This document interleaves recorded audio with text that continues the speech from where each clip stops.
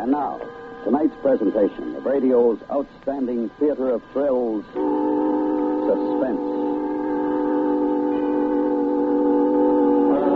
Tonight, we bring you a story of man's assault against nature. We call it The Mountain. So now, starring Parley Bear and Ben Wright, here is tonight's suspense play, The Mountain.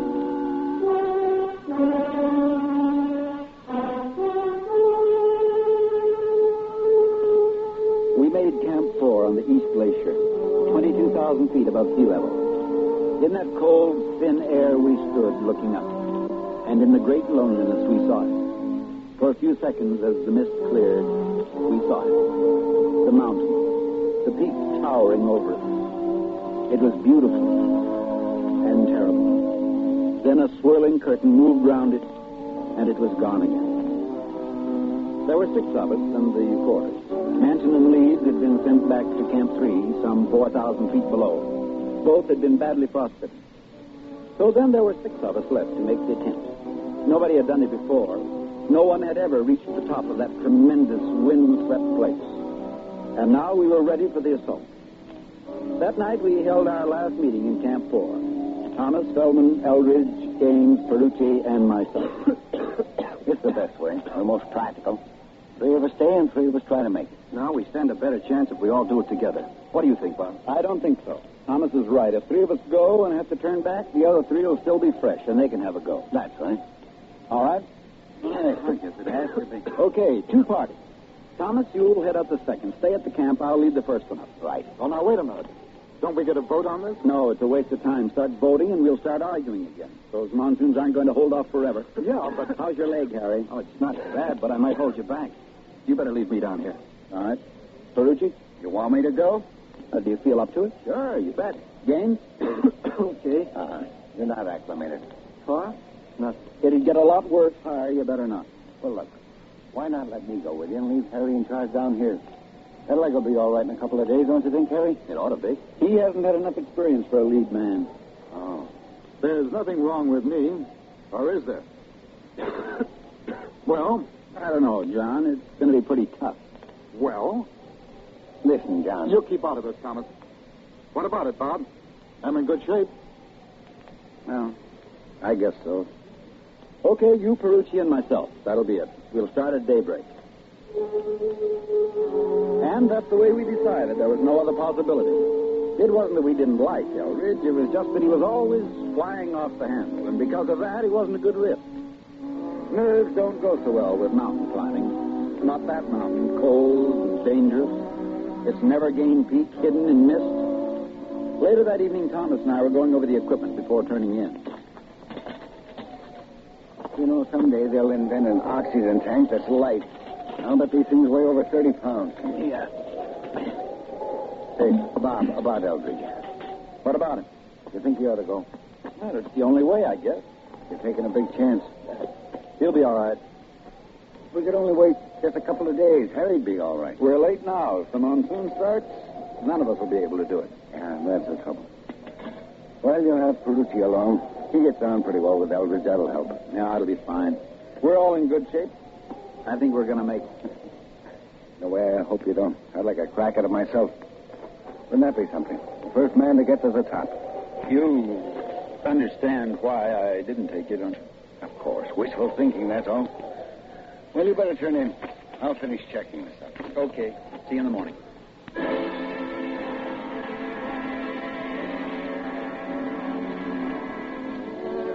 On May the 18th, we started to climb the Northwest Ridge. We were at 23,000 feet. Each of us carried a 30-pound oxygen tank besides the equipment we needed for our next camp.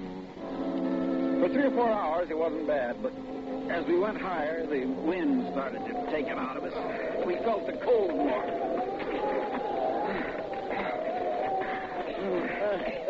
Take 10, huh? Yeah. Boy, when you look at it up there, that's it. You almost feel like you could jump and touch the top. It'd be a big jump, Ferrucci. What do you figure, about 3,500 feet more? Yeah, something like that. Well, if the weather holds, we might make it by tomorrow. That's what I thought. Not a cloud in the sky. Will you look at that thing? Why, What can you say when you see a mountain like that? Save your breath. We'll move in a few minutes. Then we hit patches of snow, and the pace slowed down. We spelled each other as leader, and it was my turn up ahead.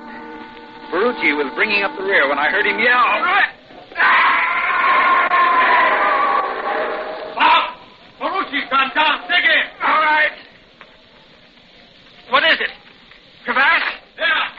Shoot the ice man. It won't hold. The snow's too soft here. I'm slipping. Bob, I'm slipping. I saw the snow crumbling away from beneath Eldridge's feet. I saw it, and I thought of a man I knew who slipped from an aerial ladder 100 feet up. And as he fell to the ground, his legs raced wildly, arms waving, trying to find the rungs to pull himself back up. And Eldridge was doing it now, his heels churning into the soft snow at the edge of the crevasse. And then he found solid ice. Bob? Yeah. Can you pull me back? I can't get Ferrucci out from here. I'm afraid I'll go over, too. I'm right on the edge. Can't he get a hold of this axe? No, he's hanging free. The wall book's in. Hurry. I'll try. You'll have to, John. I can't do it alone. There's too much weight. I tell you, I can't. I'm afraid to move. I can feel it going under me, all around me. There's solid ice a couple of feet back. I can grab it with my axe. Don't let go. Don't let it go slack, Father. Have to move. I won't. You just hang on. I knew that if I slipped behind me, it was the end. I looked at the figure of Eldridge, his body bent backwards away from the drop beneath him. Closed my eyes, reached behind with my pick, and dug into the ice. I can't. I'm slipping. I can't. And as Eldridge shouted, I thought I heard another cry. And then suddenly the rope's weight was lighter.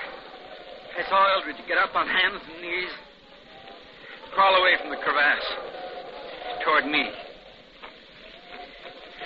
Norman! Where's Norman? He's gone. He fell. He's gone. He can't be. How? I don't know. Perhaps the rope frayed on some ice at the edge. Suddenly it went slack. I heard him. Bob, I heard it. Well, maybe it's not deep. He might have fallen into a drift at the bottom. You stay here. I've got to see.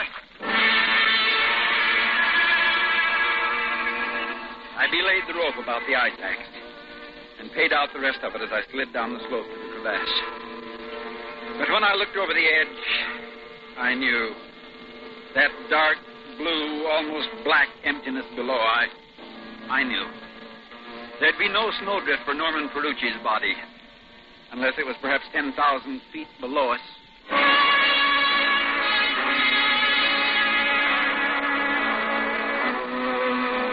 We bypassed that place, found a shelter from the wind, and pitched our tent.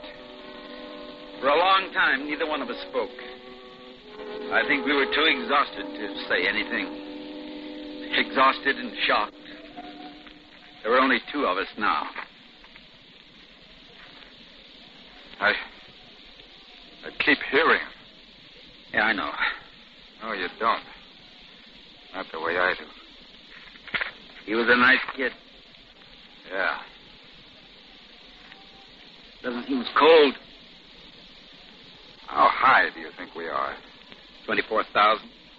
Yeah, I wondered. A little hard to breathe. You better use the oxygen. No, not yet. We won't need it tomorrow. Yes, we will. Better save it. We're going down in the morning. No. We've got to. You and I couldn't make it up there alone. There's 2,500 feet to go, maybe more. No, we've got to go back. We'll let the others try. Just because he's gone, is that why? Look, I've done more climbing than you out here. What happened today is bad for the nerves. We couldn't make it. We'll go back and try again later. The monsoons will be here later. We've got to do it now. Thomas and the others can do it. No, we'll keep going. I've got to. I'm not going back. What's the matter with you? You're talking like a kid. Look, I was the last one on your list when you got the party together, wasn't I? Yes, but... Why? Why was I last? I don't know. Somebody had to be. It was you, that's all. You're a liar. You didn't want me along. None of you did. You're here, aren't you? You know I'm afraid of climbing, don't you? Isn't everybody a little? Isn't that why we do it? Isn't that part of it? No, I mean really scared. I'm really scared. You know that. No, I don't. Well, something happened when Something happened to me today, and I've got to go on to the top now. You think I'll call you a coward if we don't? No? All right, then forget it. We'll try again. Maybe next year. You'll be along, too. I'll do it alone, then. I'm going on alone. You want to come along with me, all right. If not, it doesn't matter anyway. Well, I'm going. So long. John! John!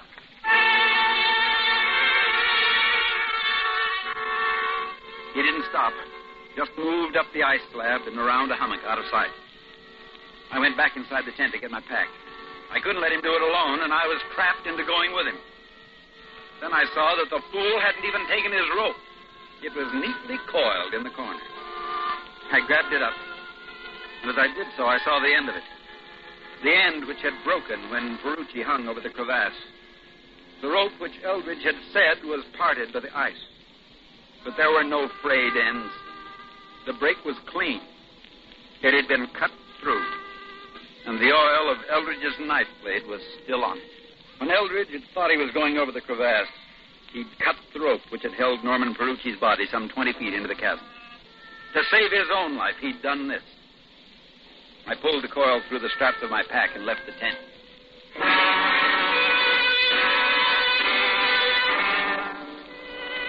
I caught up with Eldridge about 100 feet higher. He was standing on a shallow ledge, catching his breath, and his head was tilted back, eyes fixed on that mountain. Nasty pit back there. I was cutting steps up the cliff. I nearly fell. You didn't, though. No, I didn't. You're coming with me, huh? I want to see that you get down. Alive. You forgot your rope. I found it in the tent. I didn't think I'd need it. You might. Here. Thanks. We better tie on together. All right. You want to go first? No. It's your party now. You lead. Okay. He had a funny look on his face as we roped together. I think he must have known then that I'd found out what he'd done. He didn't say anything, though, but turned and began to move upwards.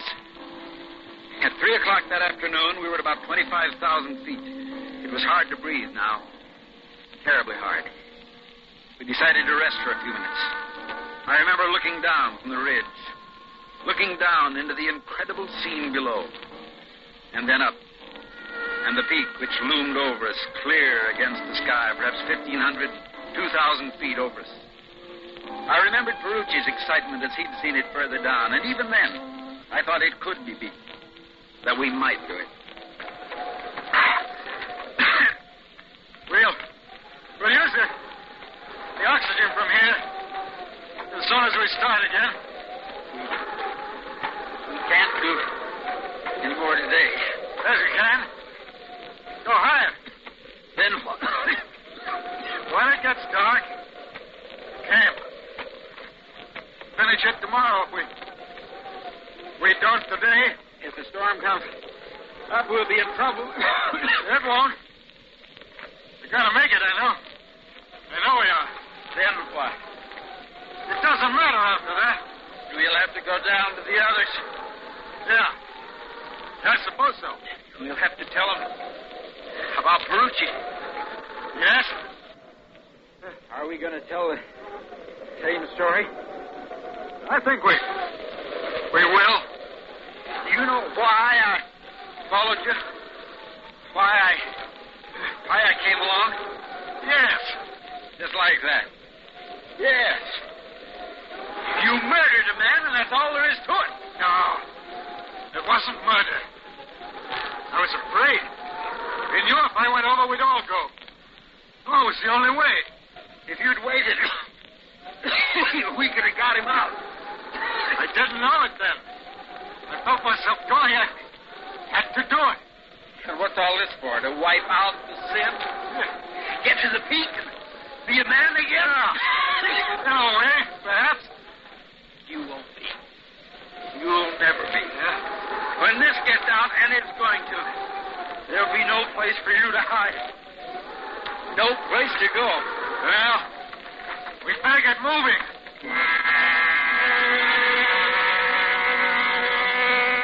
We began to use the oxygen, sparingly, and kept moving up, slower and slower. Our hearts pounding with the effort. 100 feet, 200, 3. Then I began to feel lightheaded. I couldn't. Not another step. I couldn't. And then it was 400 feet. Eldridge collapsed in front of me. Lay in the fine snow, sobbing. We stopped. Stop here. No. We gotta go on. Oh. Got to. And he sobbed like a child. His mind willed him to keep going, but his body wouldn't allow it. We lay there using our precious oxygen because I think had we not done so, we'd have died of fatigue. The wind had disappeared completely. And there was a silence so complete that you could almost imagine it bore a sound in itself. Deadening. Awful. We made camp and tried to sleep. We were too tired to think of food. And then with the night came a heavy mist. They began to grow much colder. The morning of May 20th was gray. The peak of the mountain was shrouded. And I knew it was going to snow. Directly ahead of us was an ice wall. There was no way around it. We had to climb almost vertically, cut our own steps with ice axes one by one, and climb. This time, I took the lead. And as I knotted the rope, Eldridge said, Still, you don't trust me, do you? You're afraid if I'm leading and you fall, I'll cut the rope again. You might. Huh? Let's go. At that point, we had ascended 25,400 feet. The ice wall would take us another 100 higher. The wind began to blow again when we were halfway up.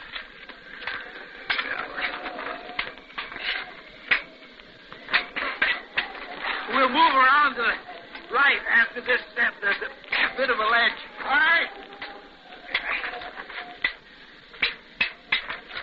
Okay. Come on. Yeah. No, we can't stop. The oxygen won't hold out. We'll go back. This is it. Snow might keep up for days. I'm going on. You can't see 6 feet ahead of you. That's enough. I'm not going to give up now. We're too close. You're crazy. Yeah. You coming? Yes, I am. I want to get you back alive.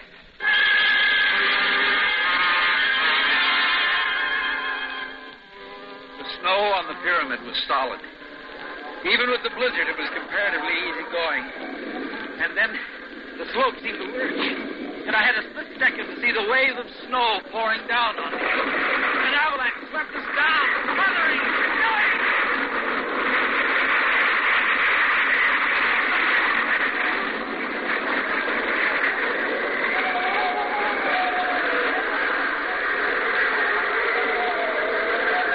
I'd stopped falling. My first thought when I came to, I wasn't dead. Then I saw a pair of legs crouched next to me.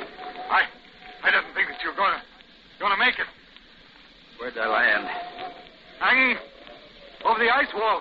Yeah, but you were behind me. You didn't go over. No. Don't ask me why. It must have been a corner of the avalanche that hit us.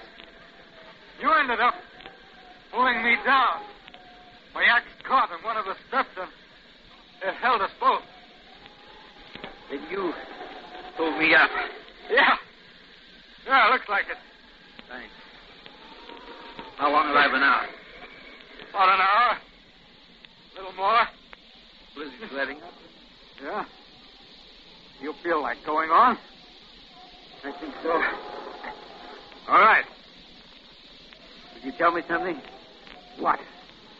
Why did you pull me out of it? Why didn't you just let me go over the edge? Then you wouldn't have had me around to tell.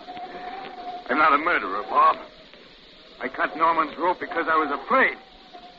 If I thought there was even a chance of us not falling, I wouldn't have done it. But I didn't know. Now, it doesn't excuse me, but it doesn't mean that I'd kill you to get out of it. Well, we've got to save the talk. We'll need our breath. Now, do you want to lead? Or shall I? I'll do it.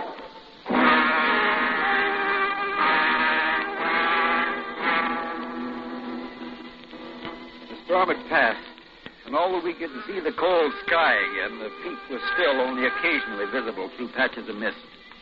We went up. Higher. Higher. Then my oxygen tank gave out, and we had to share Eldridge's. We'd nearly reached 26,000 feet, and we could see the top. For a moment, it stood out clear. And it looked so easy, the last lap. But by now, we could move only a few steps at a time till we had to rest. And I couldn't get up again.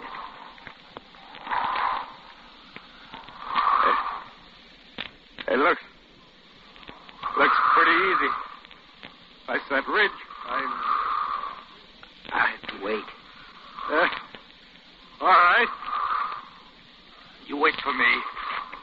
I'll go on. No, we do it together. Just wait. A couple minutes. It'll be getting dark. I'll be back for you. A minute. Here. You take the oxygen. I don't need it. No, John, no. I won't need it. Here. Wait here. Now, I'll get down again. Oh, wait. I'm sorry I was afraid. I still am. Afraid. That's why I've got to do it. You understand? Yeah. So long, Bob.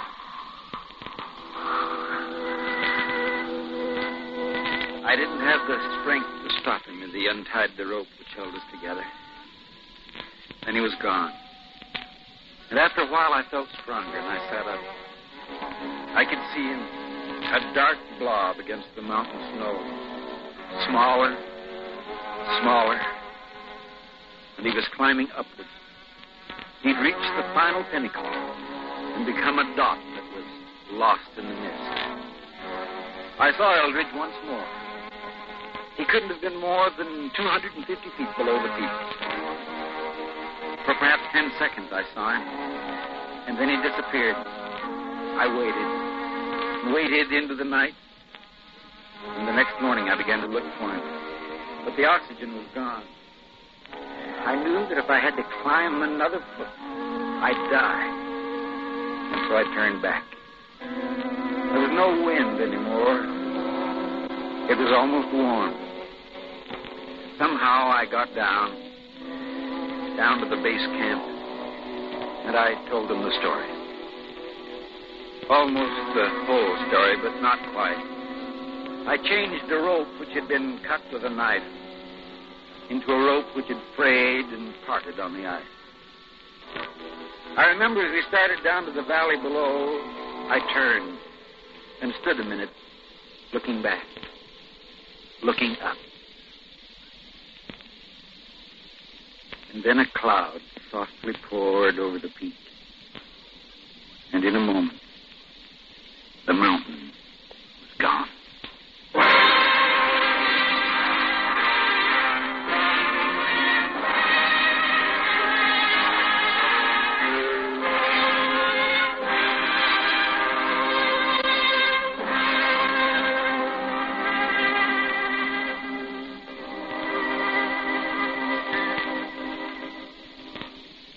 Suspense, in which Parley Bear and Ben Wright starred in tonight's presentation of The Mountain. Next week, story of what might have happened to the first atomic-powered submarine. We call it X-915. That's next week on Suspense.